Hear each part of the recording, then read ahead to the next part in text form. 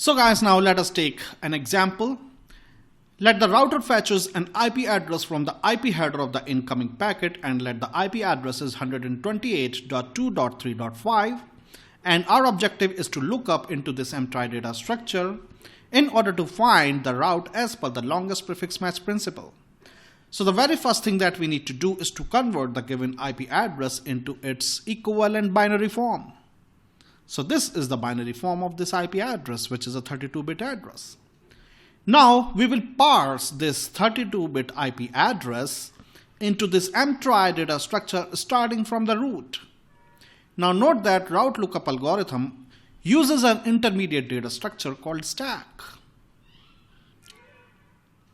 We start our search in this mtry data structure from the root as usual. Alright, since we are starting our search from the root, in the stack we always push the don't care child of the current node. At this point of time, the current node is the root where we are starting our search from, and the don't care child of the root node is the node number 4. So in the stack we push the node number 4, and we also push the second thing in the stack, and that second thing is the number of bits of the input string which has been parsed so far while we are traversing this mtry data structure from top to bottom. At this point of time, we are at the root node, therefore the number of bits of the input string that we have parsed so far is 0. Alright, that is, we are on the first bit. So these are the two things which we need to push as a single entity in the stack: the don't care child and the number of bits of the input string which we have parsed so far while we are traversing this mtry data structure from top to down. So now let us begin our search in this mtry data structure. The first node of the input string is 1. So we will take the path along the 1th child of the root node, and we land at the node number 3. The prefix length of the node number 3 is 8, so we will going to match first 8 bits of our input string with the first 8 bits of the node 3. Alright, and they exactly matches. Now as the second step, we also need to push the don't care child of the node 3, but in this case the don't care child of the node 3 do not exist, it is null. So no need to push anything into the stack. Alright, and we will continue our search down the tree.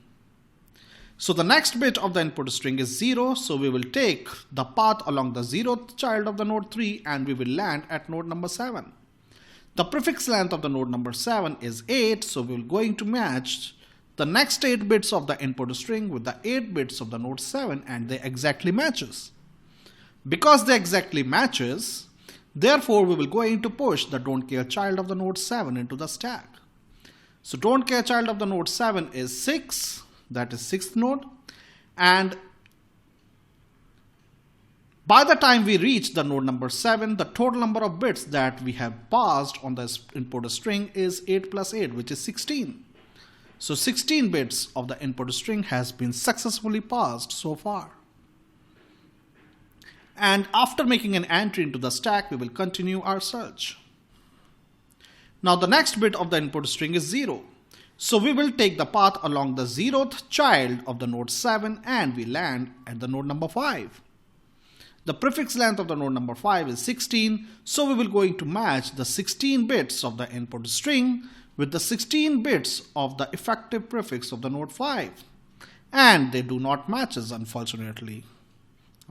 So the moment there is a mismatch, using this stack we will going to backtrack.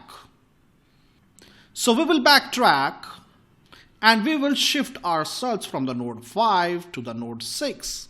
But how? We will going to pop the element from the top of the stack. So when you pop the element from the top of the stack, it essentially says that we need to begin our search from the node 6, that is this node, and we have successfully parsed 16 bits of our input string. So it essentially says that we need to shift our search to the node number 6 and 16 bits of the input string has successfully passed.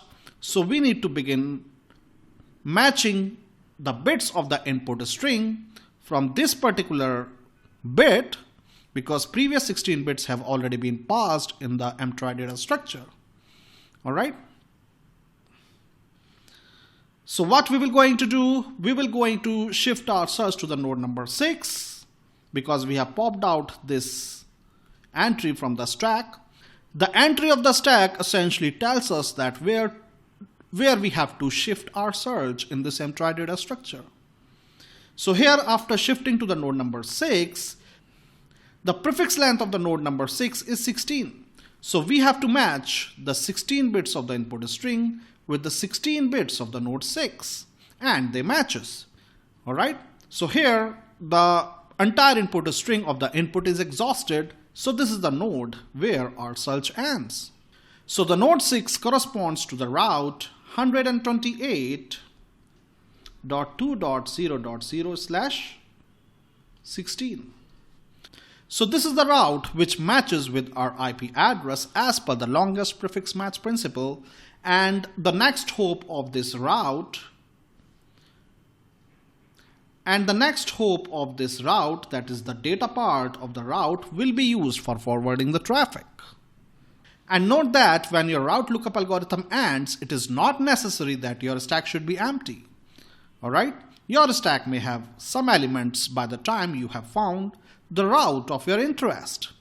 So you have to discard or destroy the stack which may contain some elements in it the moment you found the route of your interest.